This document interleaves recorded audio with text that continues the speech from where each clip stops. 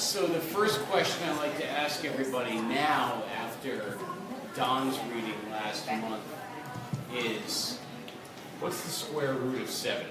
I'm just kidding. No, but I had to get stoned to get through Albany.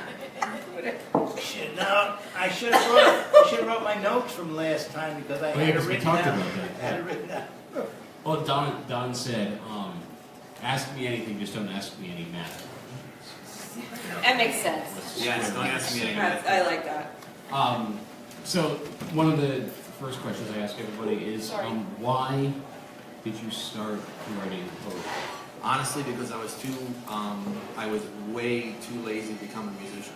I took piano lessons. I took piano lessons. I took guitar lessons.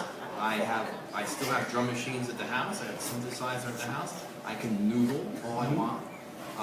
In the 90s, I was part of a duo called New Nervous Voice, and it was all synthesizers and guitars and drum machines, and it was just too many wires. I said, you know what? I can go just as far without those wires, just by carrying a notebook. And that's what I did. Who was it, the Nervous Boys? New Nervous Voice was me, and then my partner was Steve Worthy. All right. So Mary wanted to talk about this. As we were just mentioning.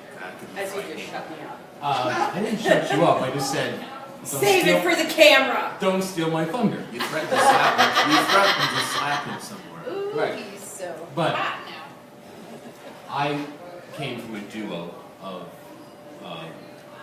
people, performers. I started, I write and I don't play instruments because I'm not that talented. But I had a talented partner who's no longer with us. He's not dead, but he's dead to me.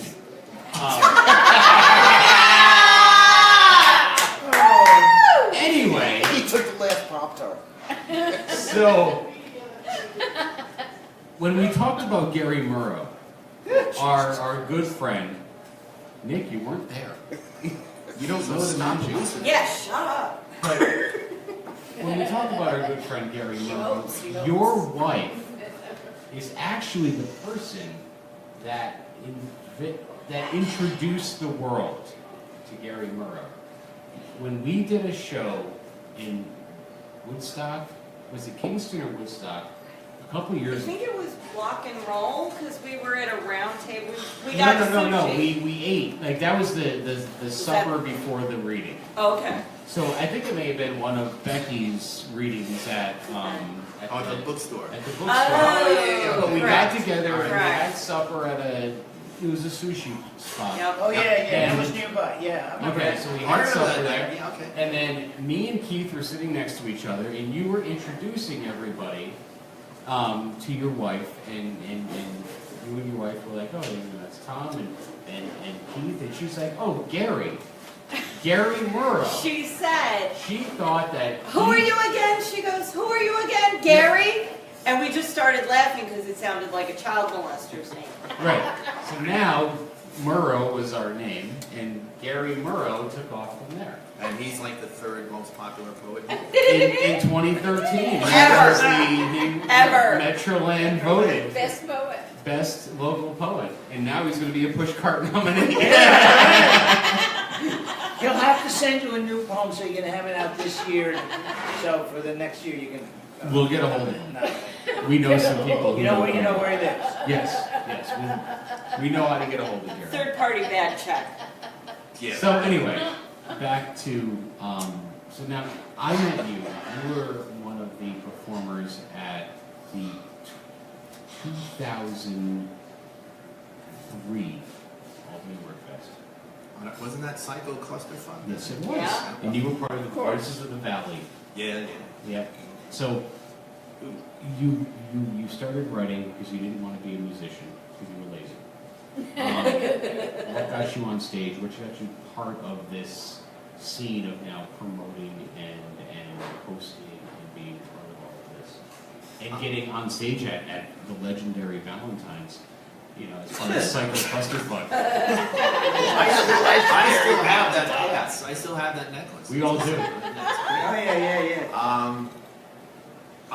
it was therapy, because what happened in the early 90s was we had just gotten married, and Emily was diagnosed with ovarian cancer. And I needed some kind of therapy, some kind of outlet when we weren't taking care of things. And I started doing readings. I started doing them at the Howland Center in Beacon. 3 people would come, 9 people would come, 2 people would come, but I didn't care. It was just, okay, let's just keep doing this and doing this and doing this. And then I took Voices of the Valley out from Howland, brought it up to Kingston, and we were doing great.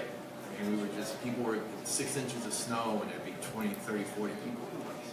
Nice. So then Jim asked me to come back to CAPS in 2003, and that's how that went. Okay. So then you went back to the Howland Center. Now, you were there for a number of years. I was doing poetry readings there from 94 to 96, and then 97, and then Jim started CAPS in 99. So what moved you out of there? You were there up until last year. Yeah. Yeah. So what got you? Like, what happened? The true story? Yes! Yeah, We're this friends. It's a true story, Glenn. We're going to do it. Do it. The true story was that as soon Don't as get we, us in trouble. no, I'm I not won't. gonna get in trouble. No, As soon as no we one be- listens to this Oh, podcast. as soon as we became a 503 501c3 nonprofit, the folks at the Howland, even though Jim and I had been there a combined, I'm going to say 25 years, if not 30, they wanted to raise our nightly rent from $20 to, from $50 to $200. What? Oh! And we were just like, no, you can't do that. You have to take some kind of respect for what we've done. Right. The relationship that you built all the time And here. they just, okay, we'll do it for 125, but 6 months now it's 150, and 6 months Whoa! now it's 200. Holy. And we just walked out. Yeah. I walked out a little bit more vehemently than Jim did, because he's far more vehement. But we walked out, and we were fortunate enough to go right next door and take care of things. And things next door were great for a year and a half. Yeah. That was a great spot. I was Yeah. actually there a couple months ago. And it just didn't work out. Just personalities, this is not the other thing. As you know, Beacon's going through a lot of stuff, so they may have wanted to use the building for something else, whatever. And I just accidentally walked into the new place in New Paltz. I asked the woman, would you want to do a reading? She was like, yeah, and that's where we are now in New Paltz. That's awesome. Yeah. That's awesome that you have that, that business relation where they're like, yes, we absolutely would love to be forward. Marcy Bernstein welcomed us with open arms. She was just like, Yay, anything we Marcy. got to do, let's do it, blah, blah, blah. I mean, if there's a drawback to New Paltz, it's that it's on the 2nd floor, so some of the older folks have a problem getting up the stairs. But you have a trooper like Fred Poole, you have a trooper like Don Lev, I know most of you guys here know. They make their way up those stairs. They really do. That's awesome.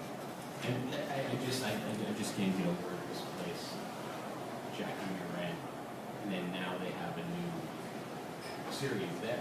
I don't want to go into that. I know, I'm just saying, like, it's just, like, when I see these, like, as someone who updates a website with events, and like, all of a sudden getting a listing for, it's a similar type of show, at the same place. Well, what the hell is going on here? When we're off the record, I'll tell you that story. I'll be here. Is that okay, Glenn? Anyone from our esteemed audience? We'll go with Dan Wilcox, because Nick has said enough.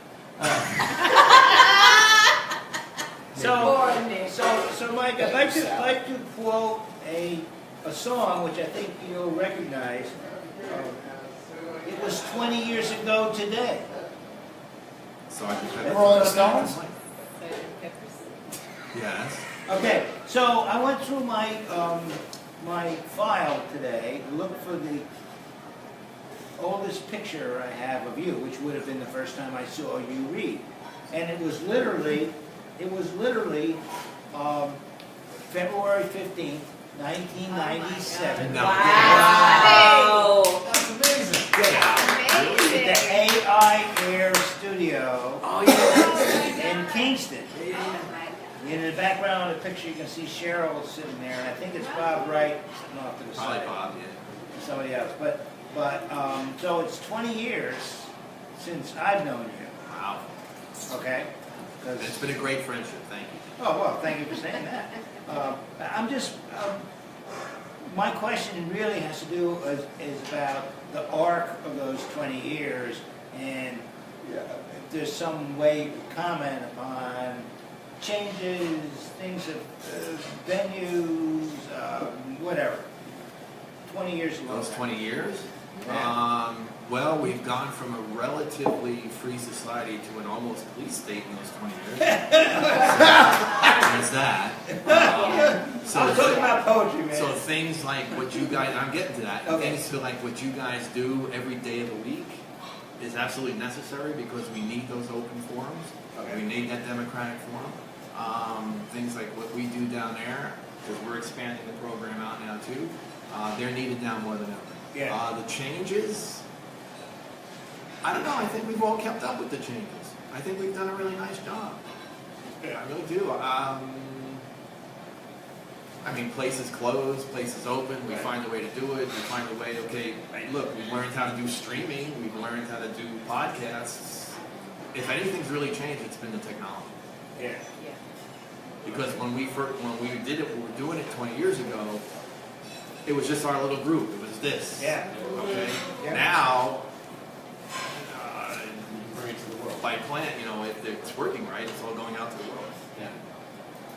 So in your world down in Hudson Valley, like, No, our world's your world. well, I'm just like, in your geographic physical world, in the Hudson Valley, what's going on in there? What's changed? Has there been a growth? Is there a lot of activity down there with the poetry scene? Is there, you know, have you seen it wax and wane? Like, what's been going on? No, I think it's more active now than ever. There's always been something going on, at least, if not every night, every other night. But now I think you can honestly, if CAPS is on first Friday, you've got a reading on the second Friday, you've got Teresa's thing on the third Thursday, you've got this other new thing that started in Kingston every Thursday, you've got Michael doing his thing at Woodstock every Monday. Yeah. So yeah, man, it's always, and the Woodstock Poetry Guild is still there every second Saturday. Yeah. So yeah, we're all out there. It's always happening. That's awesome. Nick Pazantz, everybody. Nick Pazantz. Okay. Now, Mike, some people will know or not know that we have a mutual friend.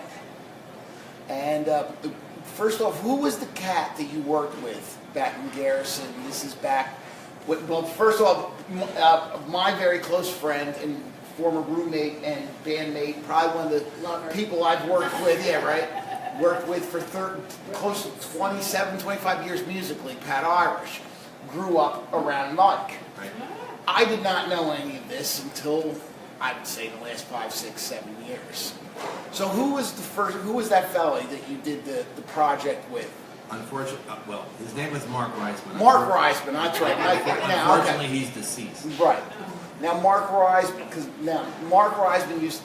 Pat used to tell me about this guy, Mike Jurkovic and Mark Reisman, and we would play these songs, or words and things like that. And do you remember any of those titles? Because I'm trying to think of them as myself. And No. they were all stuff, but the basic bottom line is Pat was hugely influenced. Which I really By find that. amazing. I really do, because I And just I- didn't think it went that far. I can remember in 1991 living with Pat in Poughkeepsie, playing in a band with him. And we'd just be noodling around the house and he'd speak of you guys. And long story short, I ended up playing these songs with Pat so much and getting to know the lyrics. It was like, I got to know you guys. So you were playing Mike's songs? My stuff. Well, there were lyrics and stuff that Pat would take, Well, then you gotta that let took me hear from that. that he took from this, He lives the right down words. the road. No, he lives in New Jersey. No, I'm talking about. I know, Yeah. Well, Pat would bring these songs, and I forgot which ones that were whatever, and he would play them. And Pat was just such a huge influence on me, Right. and you guys were such a huge influence on him. That's right. It's like this very strange full circle because Pat brought me into that whole world of like of like combining the music and the poetry, where I was always like, music, words really don't freaking matter as long as you can hum them and shit. Like, let's do a 3-minute pop song, whatever. But Pat, like, and through the influence of you and Mark Reisman, and growing up, because you guys are a little age difference. So it's just like this whole thing, and like here we are on a Wednesday night in freaking Albany. And, you know, this is like for 20-something years I've been playing these songs, and it opened up my whole head to a whole different stuff of, you know. Mark and I were always fascinated by Thom Waits. We were fascinated by Dylan. We were fascinated by Joni Mitchell. And we always wanted to try and do that music word thing. But not necessarily, because neither Mark nor I could sing. Yeah. So it was like, okay, let's just rap it if we have to. Right. And that's what we did. And I remember Pat when he was about as tall as because his grandfather used to own a bar. Had a bar down there, yeah. In Garrison, where we used to go all the time because you could buy a glass of beer for 25 cents. Wow. And he had one of the coolest jukeboxes, even though he had no idea what rock and roll was. Right? Was one of your songs Foxholes of Hollywood by any chance? That's one of Mark's. Yeah, I remember Yes. that title. That was the one that I couldn't sleep last night, so I watched an old Warner Brothers movie about the war. Yes. They won Yeah, yeah, WW2. Wow. And that's is that the one that also has the cold rice and rat meat in it? Is that the one? No, not that let's say, where big old roughed up Billy Bendix takes a bullet for a buddy. I just had to laugh. He probably died bleeding, bloated, emaciated. The Billy Bendix thing might be mine, but the bloated and emaciated is probably Mark's. Why does he shoot him over some random mundane bug? A super fan over here. No, it was amazing. I played these songs for 25 years, dude. All right, so you gotta let me hear them. But one of the things I do want to say about Mark and I, Mark unfortunately passed away a couple of years ago in total oblivion, which is very sad. He was a groomsman of Emily and mine, and it just was very whatever. But what was really neat working with Mark, because we did things in tandem. We would make it a conversation. So I would read something, and then he'd try to piece together something that goes along with it. We'd go back and forth. And one of the first places that we ever read at was the old 8-step here in Albany. Yeah. I remember Yes, that. tell me about that. And that goes back to, I'm going to say late 80s. Yeah. It has to be late 80s. Really? Yeah. Early. It might have been early 80s Yeah. too. I don't know. So was that your first venture up here to Albany to do anything? So Yep. you've been, coming up here to Albany. A long time. So what's your... I love the energy. Those what? I love the energy Wow. See, we have energy. Yeah. What's your best memory Keep it. being up? of Albany. Honestly, I think it was the first psycho clusterfuck when we were upstairs in Valentine's, and it was Robert Milby, and we were doing Voices of the Valley, and I don't remember exactly all the things going on at the time, but nobody was listening to him. And he literally picked up a chair and threw it across the room, Yeah. and all kinds of crazy stuff like that. I think that I might be. think at the same time too, that was the third Word Fest. Okay. Because the first two Word Fest happened up in Thatcher Park. The third one, Rob and O'Hara decided to bring it down to Albany to have it indoors and everything. And he had this bright idea to have poets performing upstairs and an open mic happening downstairs. And I think that may have been what was going on too with Milby, is that there wasn't anyone upstairs anymore because Right. everyone was Downstairs. open mic downstairs. And it was posthumously called the Psycho Clusterfuck because of that. Like there was so much going on. But yeah, that's like I said, that's when I first met you. Is upstairs there when we have those featured performers. But And we also read at I remember vividly the 8-step, but we also read at, what was it, Queen? QE2, Yeah. again, You read there too. everything's going back to our conversations. Well, that earlier was tonight. one of the things. I mean, when I joined Jim and Caps, because I was always coming up here, I wanted to try and bring, like, obviously you guys have some kind of, you got the metropolitan energy, okay? And I You? want High class. Well, That is I know it's boring. Big city and all. I know it's boring to you guys, but you got that metro energy, and we're still trying to get, and we're starting to get it now in cabs, and that's one of the reasons I've always come to.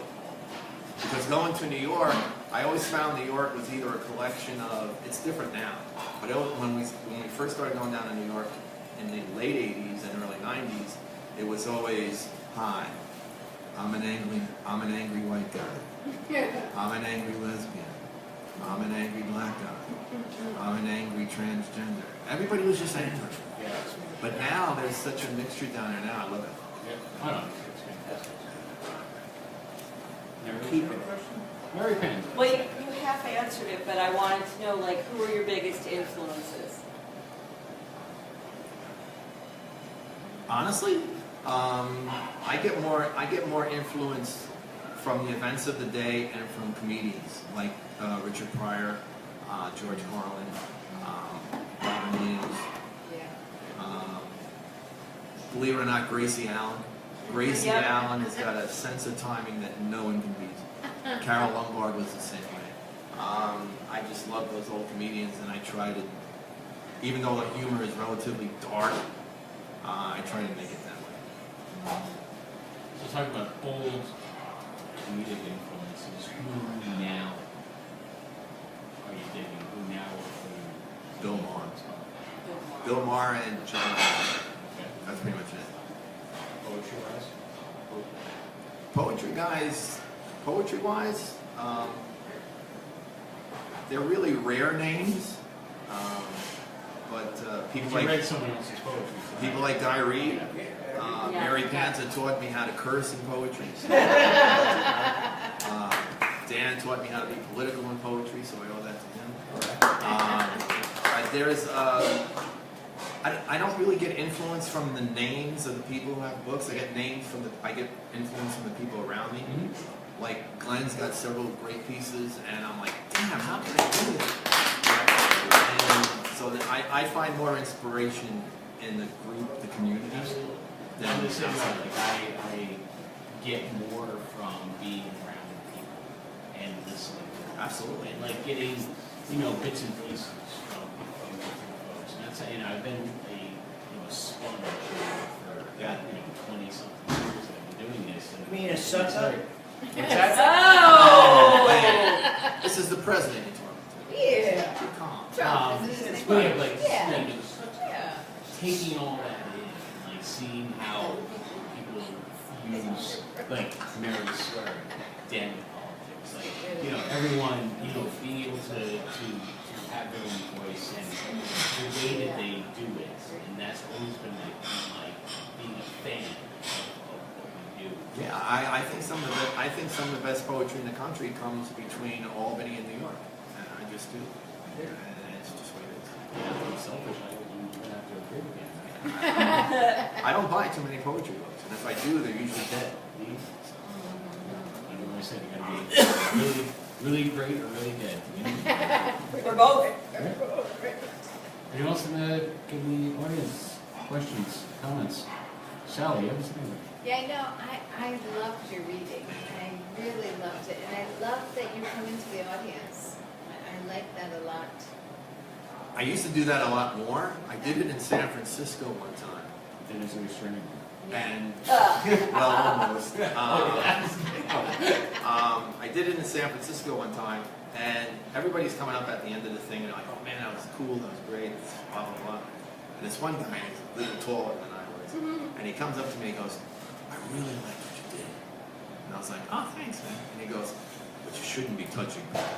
And I'm like, Wow. look, and all I did was this. And yeah, Bastard. but he goes to me, he goes, I apologize. I said, look, I'm sorry. I didn't, if I broached your space, I'm sorry. He goes, no, I just had shoulder surgery. Oh.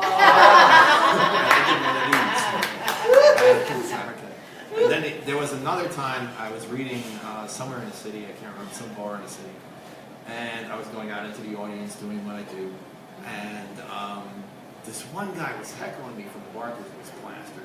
And I just kept literally yelling in his face. I was just like, and he's like, you can't do that. I said, you know, and I don't know who won the battle, but I didn't get punched out. So. There you go. So how long have you been writing? How long have you been writing? I don't know, since I was about as well, since I was about as tall as when I met Pat. So I used to write about my monster models because my mother always used to get me for a good grade, for a good report card. She'd get me a monster model, one of the old Aurora monster models, and she would get me a monster model or a superhero model or some nuts, and I'd always write a story about the model. That's so cool.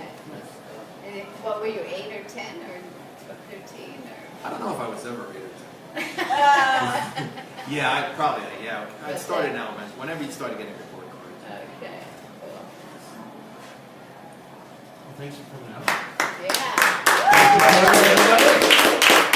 Great night. Thank you, everybody. Thank you. Thank you. There's packed room, 250 people in here. It's huge. Now go out and tell your friends. We're loud. Very, At least very we're huge. loud. Very, It very was the most bigly crowd we've ever had. very.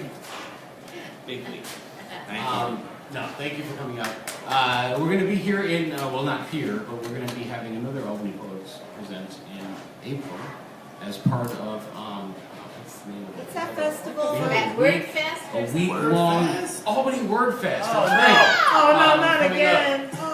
Yeah, yes, you're going to have to get something going, Dan. You have to put pants on for a week. Clean.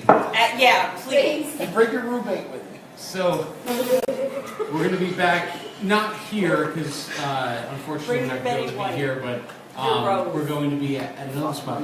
We'll be back here physically in June, but in April for our Albany Poets Presents, we'll have the previously mentioned R.M. Engelhardt. Oh, break out the clothes.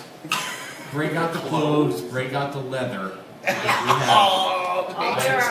have a lot of things to talk about, but no. He's the guy that started the Albany Word Fest, so I figured, hell, we need to talk to him about it. So Absolutely. we'll be here, but yeah, that whole week is going to be kicking off on a Monday. Harvey here is going to be hosting the show on Monday because we really can't. We've gotten in trouble for doing poetry on religious holidays, so I think Easter Sunday it's would be a Easter bad day to start a Oh, poetry fuck the event. Easter Bunny.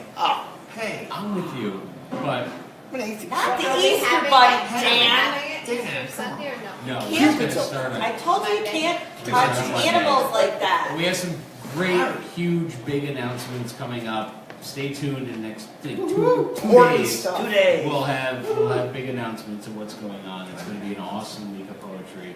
We're bringing, we got some new stuff. We're bringing sexy back. We're bringing a lot of things back. It's going to be awesome. So stay Yeah, I tuned. think it's Make sure cool. Sarge gets Say left for a Hold while, on, then it's everybody. back. Mike wants to make an announcement. Okay. Christ's I know it's sake. I got a flyer. I know Oh it's my I God, know I'll be it's- at I know- Chuckles. I know. I'll be at the Cheesecake Factory in Toronto. I'm going to be doing a three-city tour. Albany's Troy, connecting Bonanza, and Albany. It's Troy. a good pouring and beer. Green Island! We're that we're tour. starting a new program with some of the best jazz players in the Hudson Valley. It's called Jazz Poetry. We got the Dutchess County Poet Laureate reading with us, and myself and Glenn and several others. Who is the poet? Yeah, who is the laureate? Dutchess County Poet Laureate? Just out of Poet curiosity. Gold. Who? Oh, she's great. Gold. She's very good. She's from Poughkeepsie. From Poughkeepsie. February They're 27th stomping at grounds. Quinn's. The music's going to be great. The words are going to be great. It's going to be something we're going to start doing on a hopefully permanent basis. So if you can catch a bus down, come on down. If not, I think we're going to try and stream it. So there we are. It'll be on Where Albany is- Poets where as is soon your as I can place? get Where from is your place in New Paltz? 69. 69. Oh yeah, in Ellenville. We're going to be in Ellenville? Ellenville too. We're going to start a new program in Ellenville because Ellenville is a very impoverished town, and they have contacted us to try and, believe it or not, bring culture to Ellenville. No. Wow! You Ellenville? Whoa. So we're going to ask all you guys guys to come down and That's really. that's I'm a not going story. that one, Phil. I mean, the charges parking tickets. You want us to go? No way, I'm going. Wow, you guys are desperate. Everybody gets charged a parking. And then there's a gig at Curious Joel. So where are you in New Paltz? New Paltz is 69 Main Street. Oh, okay. It's the Roost Studios. Okay. We're on the second floor. It's every first Friday. Come on down. And there's no elevator, so you have to call. And Yeah, Mike, but you're still young. when you send your notice out, could you not just put the PDF on there? Because I'll tell you what, Okay. there are people who are visually impaired, and they're readers, they can't read the PDFs. They have to read a text in the email. All right. So just put JPEG. text in the email, and then whatever else you send, it's Okay. easier for them. For the seniors. For the scene. That's Do it for the seniors. All right. Put a blank. We can For the help. place. We're getting there. Thank All right, you, everybody, thank you so much for coming. Yay! We'll be here in a couple months.